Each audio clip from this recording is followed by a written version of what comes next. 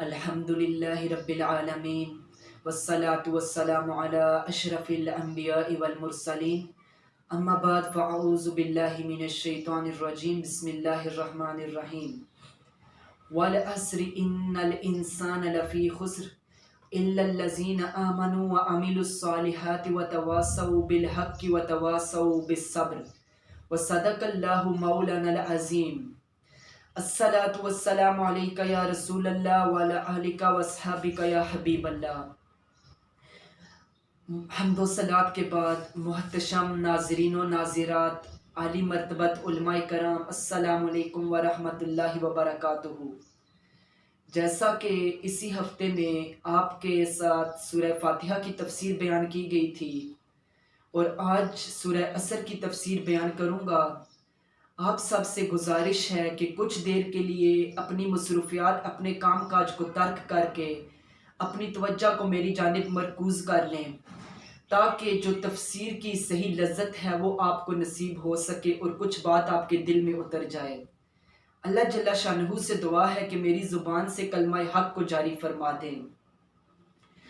जैसा कि सूरह असर के मुतालिक एक कौल मिलता है कि ये सूरत मदनी है और मदीना में नाजिल हुई, लेकिन जो जमहूर मुफस्सिरीन का आपको कौल मिलेगा वो यही है कि ये सूरत मक्की है और मक्का में नाजिल हुई।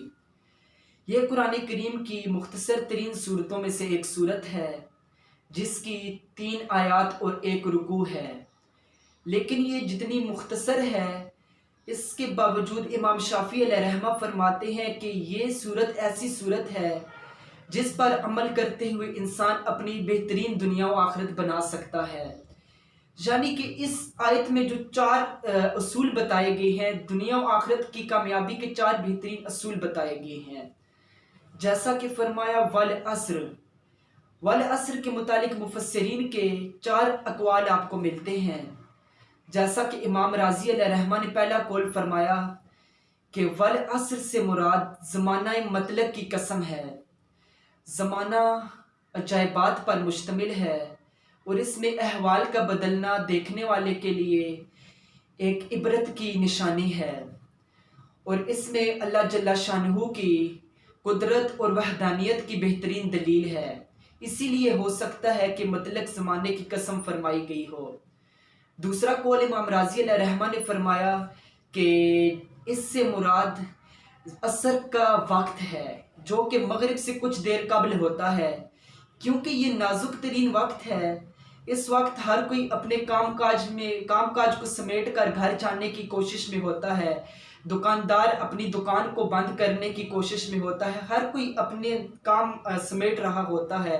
तो ये बड़ा नाजुक वक्त है, इसलिए हो सकता है कि यहाँ असर के वक्त की कसम खाई गई हो। तीसरा कौल जो आप फरमाते हैं वो ये है कि इससे मुराद असर की नमाज है, जो दिन की इबादतों में सबसे आखिरी इबादत है और ये नाजुक तरीन इबादत है। अक्सरियत तो इस नमाज को छोड़ देती है क्योंकि हर कोई इस वक्त अपने काम काज को समेटने की कोशिश में होता है, तो ये नमाज अक्सर लोगों की तो रह ही जाती है। और चौथा कौल जो इमाम राज़ी अलैहिर्रहमा ने फरमाया वो ये है कि इससे मुराद ज़माना ख़ास रसालत मआब सल्लल्लाहु अलैहि वसल्लम का ख़ास ज़माना है, क्योंकि आपका ज़माना तमाम ज़मानों से अफजल है। जैसा कि अल्लाह जल्ला शानहू ने ला उक़सिमु बिहाज़ल बलद कहकर आका करीम अलैहिस्सलाम के मकान की कसम इरशाद फरमाई, इसी तरह ला अमरु का कहकर आका करीम अलैहिस्सलाम की उम्र मुबारक की कसम इरशाद फरमाई। तो इसी तरह इधर वल अस्र कहकर आका करीम अलैहिस्सलाम के ज़माने की कसम इरशाद फरमाई है, क्योंकि आपका ज़माना तमाम ज़मानों से अफजल है। वो बगदाद में एक शख्स था, रोटियां बेच रहा था। तो एक ग्राहक आता है तो वो कहता है कि रोटी की क्या कीमत है, तो वो बताते हैं कि ताज़ी रोटी 1 रुपये, बासी रोटी 2 रुपये।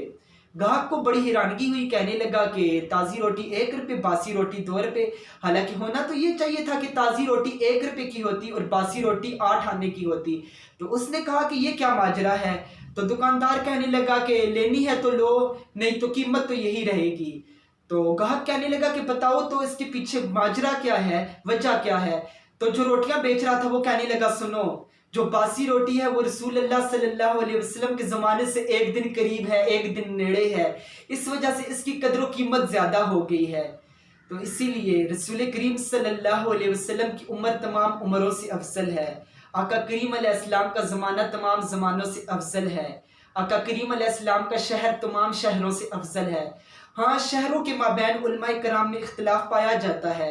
بہت سے علماء کرام لکھتے ہیں کہ مکہ افضل ہے، ان نے دلائل دیے اور دلائل بھی بہت مضبوط ہیں، اور بہت سے علماء کرام لکھتے ہیں کہ مدینہ افضل ہے، انہوں کے بھی دلائل بہت مضبوط ہیں۔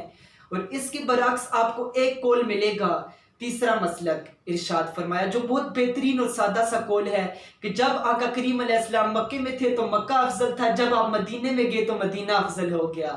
اللہ اکبر۔ یہ بات میں آپ کو ایک بہترین اور ایک چھوٹی سی سادہ سی مثال دے کر سمجھاؤں گا، آپ کو سمجھنے میں آسانی ہو سکے۔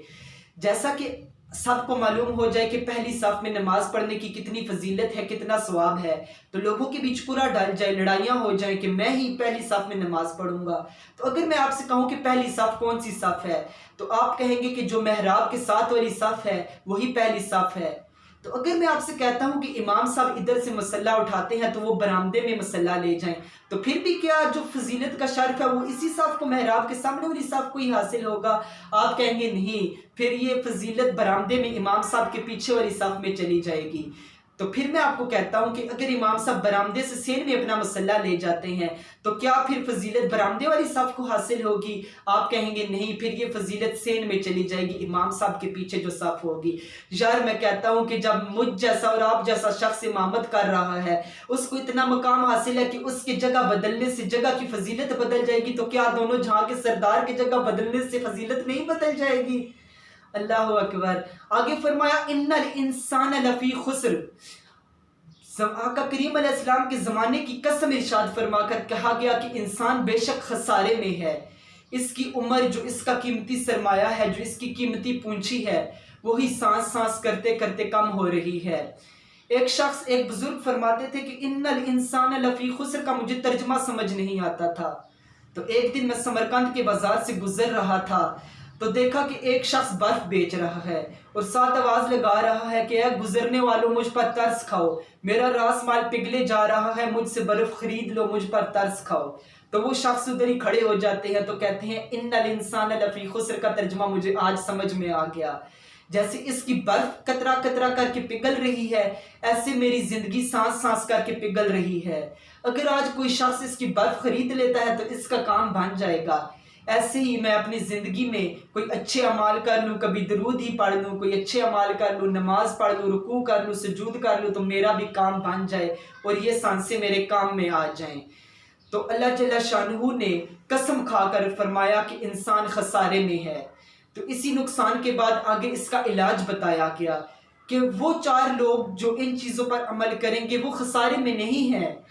ان میں سب سے پہلے ارشاد فرمایا ان الانسان لفی خسر الا الذین آمنوا وعملوا الصالحات وتواصوا بالحق، وہ لوگ جو ایمان لائے، اللہ پر ایمان لائے، آقا کریم علیہ السلام پر ایمان لائے، آسمانی کتابوں پر ایمان لائے، وہ لوگ خسارے میں نہیں ہیں۔ ان کے بارے میں اللہ جل شانہ نے قرآن میں فرما دیا کہ یہ لوگ خسارے میں نہیں ہیں۔ اس کے بعد جو دوسرا ہے وہ یہ کہ ایمان لانے کے بعد نیک اعمال کیے، صالح اعمال کیے، اپنے آپ کو نیک اعمال کر کے نیک اعمال میں ڈھانپو۔ جیسا کہ اگر میں کہتا ہوں کہ اپنے آپ ایسے نیک اعمال کریں کہ آپ کہیں سے بھی گزر رہی ہو تو آپ کو اپنا تعارف نہ کرانا پڑے، اپنے کردار کو اتنا اعلیٰ بنا لو کہ گزرنے والا آپ کی کردار کی خوشبو سے ہی پہچان جائے کہ یہ محمد عربی کا غلام جا رہا ہے۔ آگے فرمایا وَتَوَاصَوْا بِالصَّبْرِ، بے شک جن لوگوں نے وَتَوَاصَوْا بِالْحَقِّ وَتَوَاصَوْا بِالصَّبْرِ، جن لوگوں نے حق کی دعوت دی، جن لوگوں نے حق کا پیغام دیا، دین کی تبلیغ، دین کا پیغام آگے پہنچایا، اس کے لیے میں کہتا ہوں کہ ہمیں دین کا پیغام صرف جلسے سٹیجوں پر ہی موقوف نہیں کر لینا چاہیے، بلکہ ہر انسان کو اپنی حیثیت کے مطابق دین اسلام کا پیغام آگے پہنچانا چاہیے۔ اور میں کہتا ہوں کہ ہر گھر میں مبلغ ہونا ضروری ہے، ہر گھر میں ایک ایسا انسان ہونا ضروری ہے جس سے ایک انسان تو نہیں بلکہ ہر مسلمان کو مسئلے مسائل سیکھنا ضروری ہے کہ وہ مسئلے مسائل سیکھے اور آگے منتقل کرے، دوسروں کو بھی ازبر پہنچا دے۔ تو اس کے لیے جلسے سٹیج پر صرف موقوف نہیں ہو جانا چاہیے، ہر انسان کو اپنی حیثیت کے مطابق آگے پیغام پہنچانا چاہیے۔ آگے فرمایا وَتَوَاسَوْا بِالْحَقِّ وَتَوَاسَوْا بِالصَّبْرِ، وہ لوگ بھی خسارے میں نہیں جنہوں نے صبر کیا، دوسروں کو صبر کی تلقین کی، انہیں مشکلیں آ پہنچی، انہیں مصیبتیں آ پہنچی، انہیں دین کی راستے میں ستایا گیا، انہیں دین کے راستے میں طرح طرح کی مشکلات پہنچائی گئی، اس کے باوجود انہوں نے صبر کا دامن ہاتھ سے جانے نہ دیا اور ہمیشہ صبر کا دامن کو ہی تھامے رکھا، تو یہ لوگ اللہ جل شانہ نے قرآن میں فرما دیا کہ یہ لوگ خسارے میں نہیں ہیں۔ ان لوگوں کے لیے اللہ جل شانہ نے بہت بڑا اجر عظیم تیار کر رکھا ہے، یہ لوگ ہرگز خسارے میں نہیں ہیں، ان لوگ بہت افضل لوگ ہیں۔ اللہ جل شانہ ہم سب کو سننے سنائے پر عمل کرنے کی توفیق عطا فرمائے، آمین، وما علینا الا البلاغ۔